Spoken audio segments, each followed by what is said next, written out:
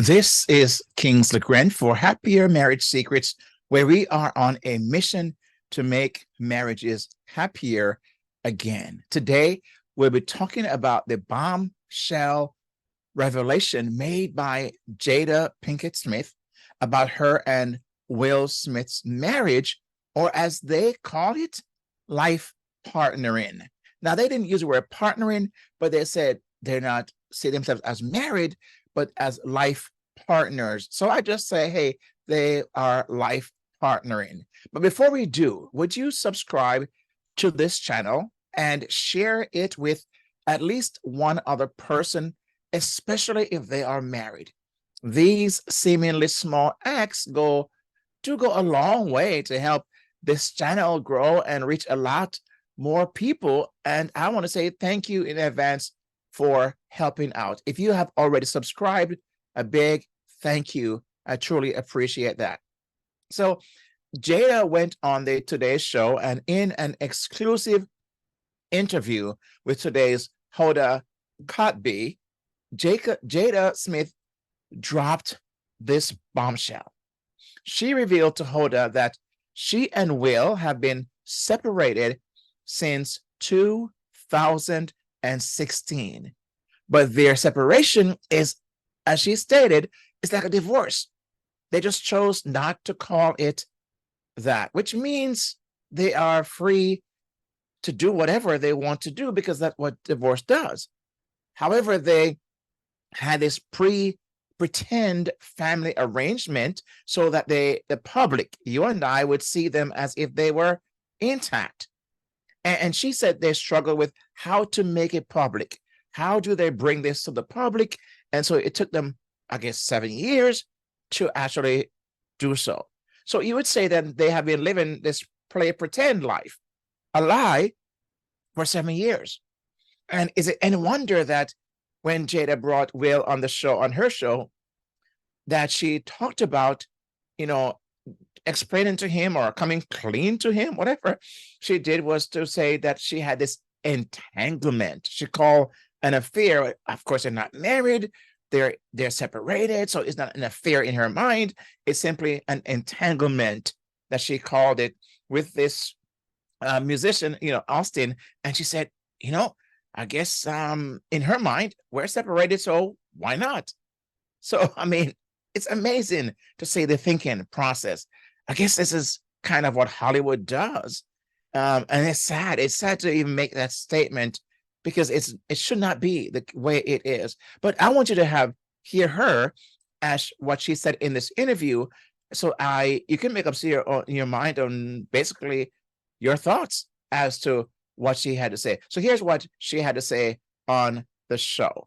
She opened up about an issue that has been kept secret until now.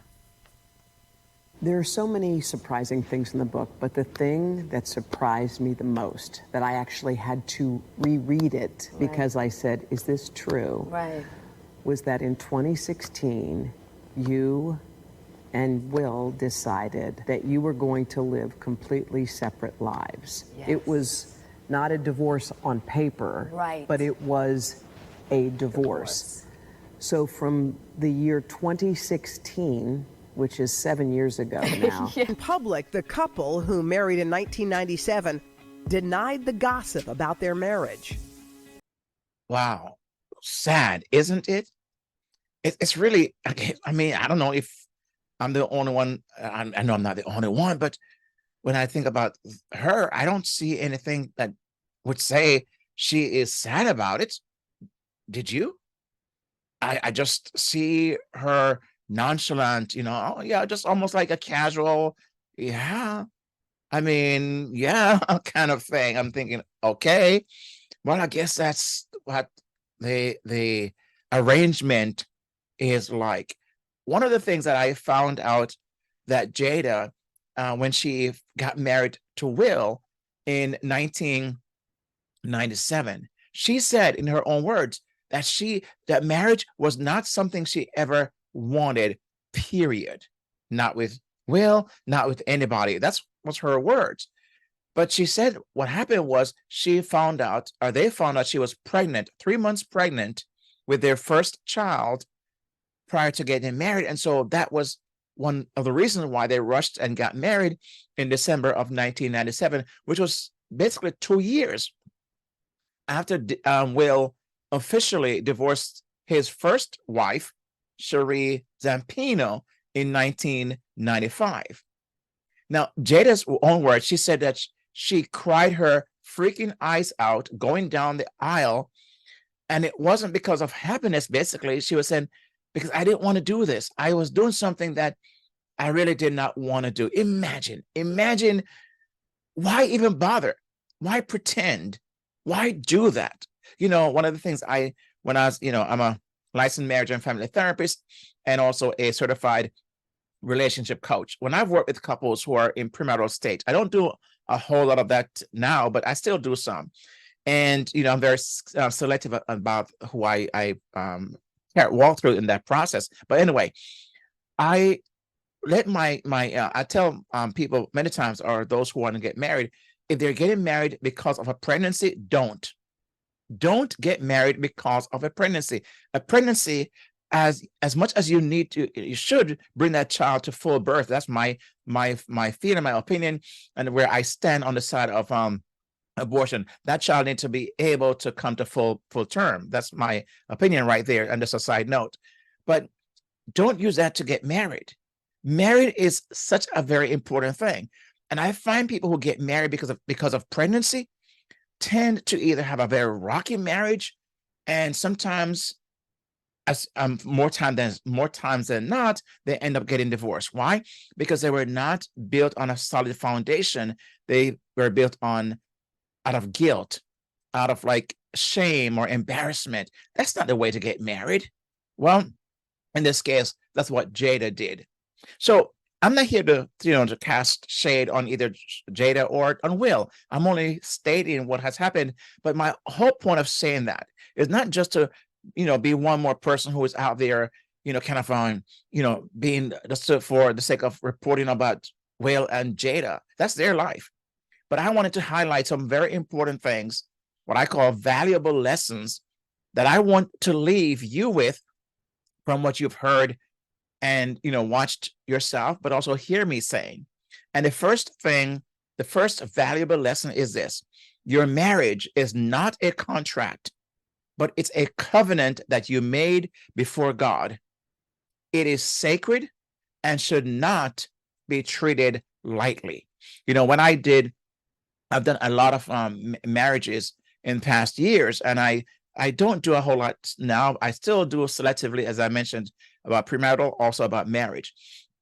But when I am marrying couples and they're going through their vows, but before they even get there, I would say, listen, this is something you should not enter in lightly. Think about it. Make certain that this is the person that God has for you. Make sure you have no doubt in your mind, and make sure you're stepping into this knowing it's a covenant you're entering into until death do us part. That is what marriage ought to be. Unfortunately, today, marriage has been watered down. Even the very definition of marriage that God himself instituted when he said a man shall leave his father and his mother and cleave to his wife, and the two shall become one flesh. That's the marriage that God ordained. That's the marriage that God sanctioned. That's the marriage and the only marriage that God will ever, put his blessing on, because that's how he instituted marriage. And I don't want to get off too much into that tangent, but you know where I'm going with that. But it's a covenant that you made before God between you and your wife, or you and your husband, that it should not be entered in lightly. And I think as I listen to Jada, and I've listened to over the years, I feel so sorry for Will. I can see many times the pain in his eyes. Even that interview that she did with, bringing him and the one she had an entanglement with Austin, and talk about how they had this for 4.5 years. 4.5 years until he came out with a music video and talk about it. And then she had to come up and accept it, even though she kind of denied it initially, but she finally did. And I could see the pain and the embarrassment and the shame. Imagine doing that to your husband. Why not just glide off into the darkness and not even having to do this publicly? But no. That's not how she does it. And again, I'm not here to judge her, but some things I see, and I wonder why some people say she's so toxic. And again, I'm not here to judge that. I don't know. But I guess they both have their own issues. It's not Will's first marriage. And I speak to his ex-wife. I wonder what she might say. But anyway, it's a whole different point. Marriage is not a contract, it's a covenant that you made with your wife or your husband before God. Second lesson, know that your marriage is God's will for you, and do the hard work. It is work. I mean, it is work until death do us part. It's not, as I mentioned before, it's not something you enter into lightly, because it requires everything for you to put the work in. Okay. And I would encourage you to accompany that work with much prayer. Bathe your marriage in prayer. Pray for your spouse. Pray for your relationship. Pray against the avalanche of wickedness and sins and all the different things that are out there. It doesn't mean it's going to be perfect. Doesn't mean that you won't have your troubles. I've been married for, as of this recording, 38 years. 38 years of marriage. Has it been perfect? No. Have we had our ups and downs? Yes. Have we had our challenges? Yes. We have even had to go to marriage counseling, my wife and I, because we had to work through some things. But for the grace of God, we are committed, and we're in this covenant called marriage, and we did the hard work. I know I did. My wife also did the hard work, praying together and praying for our marriages, praying for ourselves, and seeking, as you heard, outside help, because we believe that our marriage is God's will for our lives. You said, Kingsley, how do I know that? Well, you got married. So it's now God's will that you stay married. And so you work that out. Find a way to make it happen. Does divorce occur? Yes. Have there been reasons that people justifiable should divorce? Well, yes. I mean, even Jesus said divorce was given as a permission because of the hardness of one's heart. So we know it happens. So the second valuable lesson is know that your marriage is God's will. And the third valuable lesson, do not make divorce an option. Do not make divorce an option. So many couples enter marriage with that as an option. They are holding that over their partner's head, or they're holding it close by. I love what Dr. Billy Graham, the late Dr. Billy Graham, and his wife Ruth Graham, before they passed, in one of the interviews they did with her, she said, the question was asked of her, because her husband traveled a lot. As you can imagine, he traveled the whole world and preached the gospel, and that was his number one call. And, she said they did not ever consider divorce. It wasn't in their vocabulary. It wasn't something they were going to do. But she said this, I've considered murder. And she laughed, she chuckled. She wasn't very serious about that, of course, but she making a point that their marriage was forever, was until death do us part. And that's what happened in their marriage. So do not make divorce an option. The moment you make divorce an option and start throwing that word around, the quicker you can get there, because now not only are you thinking about it, not only does the devil come and put thoughts in your mind and show you other relationships and begin to work on you and wear you down until you begin to accept divorce as an option. So don't even, get rid of it. Get rid of divorce out of your vocabulary. Seek help. Get the help you need, and work on your relationship. So 3 valuable lessons. Number 1, your marriage is not a contract, it's a covenant with you and your spouse before God. Number 2, know that your marriage is God's will for you, and do the hard work. Number 3, do not make divorce an option. So what do you think? What do you think about what I've just said? What do you think about what you've heard? Let me know your thoughts by commenting below. I would love to hear your thoughts on anything you've heard today, and the good, the bad, or the in between.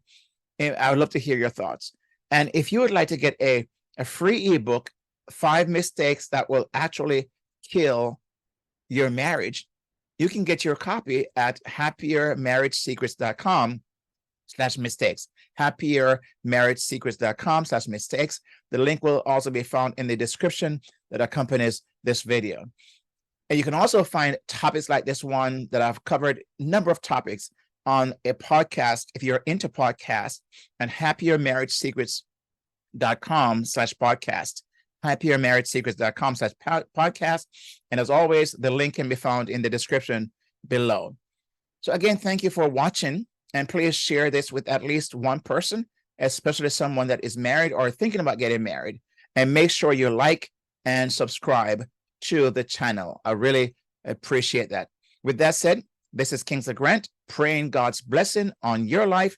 And until next time, peace out and God bless.